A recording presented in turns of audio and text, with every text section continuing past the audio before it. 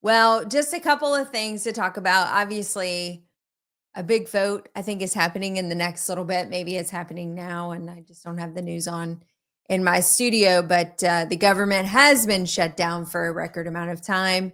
So I think we're all hopeful that maybe we'll get back to normal. Folks who are doing the work will get paid and that we can move on from this debacle. I kind of made light of it the first day it happened, not intending or thinking that it would last this long, but here we are nonetheless. So I'm hopeful that tonight, the evening of November 12th, that we will have a conclusion to this little escapade. A couple of really, we'll just start with the sad stuff and then we'll get to the really weird stuff because you know how I like to just keep it very not positive, I guess. A couple of statistics came out this week that I am now continuing to find rather disheartening. Um, First is the dental workforce is getting younger. I think none of us are super surprised. A lot of folks left in early retirement around COVID. It did kind of create this big sucking sound for our more experienced dentists in the marketplace. Now, a large number of dentists over the age of 60 have left, and that's been going on since about 2017 with a pretty big jump around 2020. More than half of dental assistants are currently applying for new jobs or planning to do so in 2026. So if you don't know where your dental assistant's head's at right now, maybe we have a little conversation about that.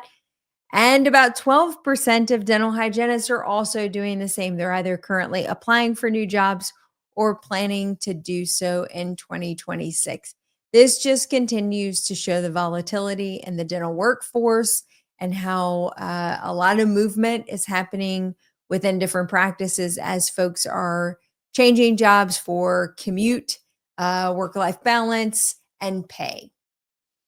A very strange story comes out of Australia. Now, I have to say, there are some kind of funky rules in Australia that was sort of really highlighted in COVID. They stayed locked down way longer than most other countries and still have kind of some weird rules around visiting their country if you think you've ever been sick or weren't vaccinated. But anyway, a periodontist in Australia had to call the police on a dental patient when she told him she didn't feel comfortable with him using an AI note taking program during her visit. Now, this happened on November 9th, or it was published at least in the Daily Mail on November 9th.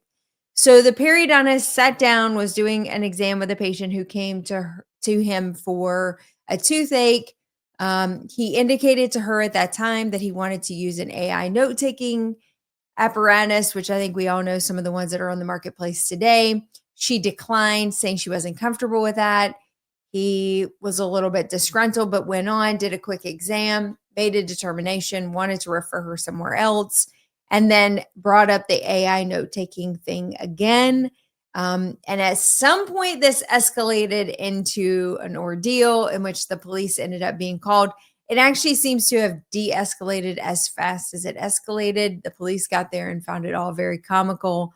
I don't know what really happened in the operatory. If the AI note taking software had actually been turned on, we might have a little bit more detail, which is the irony of the story. But the overarching theme is as these AI technologies start to come into play in the operatory, and we are using them for improving our note taking capability and documenting more accurately what is happening in the operatory, are we going to have more confrontations with patients about whether or not they will consent to allow the AI note taking device to collect the information that is being gathered in the room?